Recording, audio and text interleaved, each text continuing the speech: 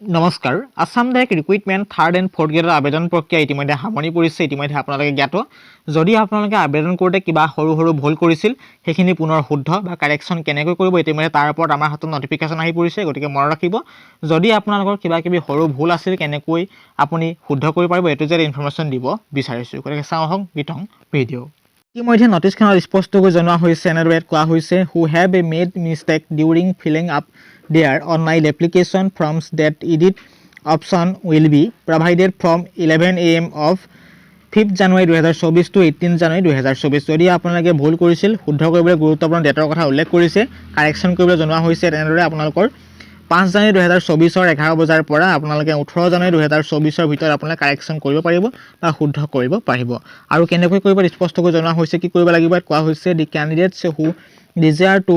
বিশেষকৈ edit their application may log in with their application number and password and follow the step as described below গতিকে আপোনালোকে যেটো কি কৰিব লাগিব নিৰ্দিষ্ট ওয়েবসাইট যাব লাগিব ওয়েবসাইট যাই কিনে আপুনি কি কৰিব লাগিব আপোনালোকৰ নিজৰ লগইন পাসপোৰ্ট আইডি লগইন কৰিব লাগিব তাৰ পিছত আপোনালোকৰ সন্মুখত বিভিন্ন অপচন দেখিবলৈ পাব তাৰ পিছতে গুৰুত্বপূৰ্ণ অপচনত ক্লিক কৰিব লাগিব click on edit profile menu গতিকে আপোনালোকে যদি আপডেট কৰিব বিচাৰিছে নিজৰ তথ্যখিনি শুদ্ধ কৰিব বিচাৰিছে কি কৰিব লাগিব তেতিয়া আপুনি এডিট প্ৰফাইল মেনুত ক্লিক কৰিব লাগিব তাৰ পাছত আহিলে ওটিপি ইয়াত কি কৈছে an OTP will be sent to candidates registered number and OTP page will be display নিৰ্দিষ্ট সন্মুখত ওটিপি ডিসপ্লে শো কৰিব তাত ওটিপিটো বহাই আপোনালোকে কি কৰিব লাগিব ইন্টাৰ ওটিপি এণ্ড ভেৰিফাই কৰিব লাগিব আৰু কুলৈ ওটিপি যাব ৰেজিষ্টাৰ হৈ থকা মোবাইল নম্বৰলৈ ওটিপি যাব আৰু এখিনি জনাই থব বিচাৰিছো এতিয়া আপুনি আবেদন কৰিছিল আবেদন কৰোতে আপুনি যেটো ৰেজিষ্টাৰ কৰিছিল যেটো মোবাইল নম্বৰ দিছিল সেই মোবাইল নম্বৰলৈ আপোনালোকৰ ওটিপি যাব হেতু কথা মনত ৰাখিব তাৰ পাছত আহিলে application form will be displayed in edit mode গতিকে আপোনালোকে যিখন সন্মুখত এপ্লিকেশন শো কৰিব তাত আপুনি ক্লিক কৰি আপুনি এডিট কৰিব পাৰিব অথবা এডিট মোডত শো কৰিব আপোনালোকৰ সন্মুখত এপ্লিকেশনখন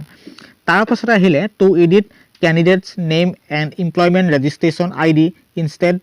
of direct edit option there will be an option গতিকে গুৰুত্বপূৰ্ণ অপচন শো কৰিব তাত সোধা হ'ব do you want to change অৰ্থাৎ আপুনি সলনি কৰিব বিচাৰেনে ইয়াত কোৱা হৈছে if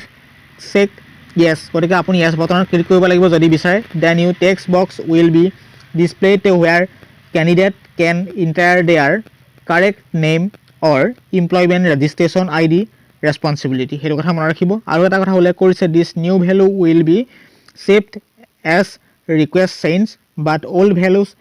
of name and registration ID will be kept as it as মনত ৰাখিব যেতিয়া আপোনালোকে বিশেষকৈ নতুন আপডেট দিব নতুন তথ্যখিনি তাত ফুলফিল কৰিব হেখিনি সংৰক্ষণ কৰা হ'ব আৰু যিনি পুৰণা তথ্য ওল্ড ভ্যালু আছিল আপোনাৰ নেম ৰেজিষ্ট্ৰেচন নম্বৰ হেখিনি আপোনালোকৰ তেনেদৰে ৰখা হ'ব হেতু কথা মনত ৰাখিব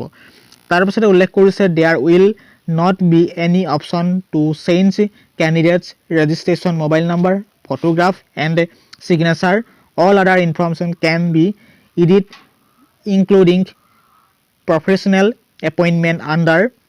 the Assam Public Service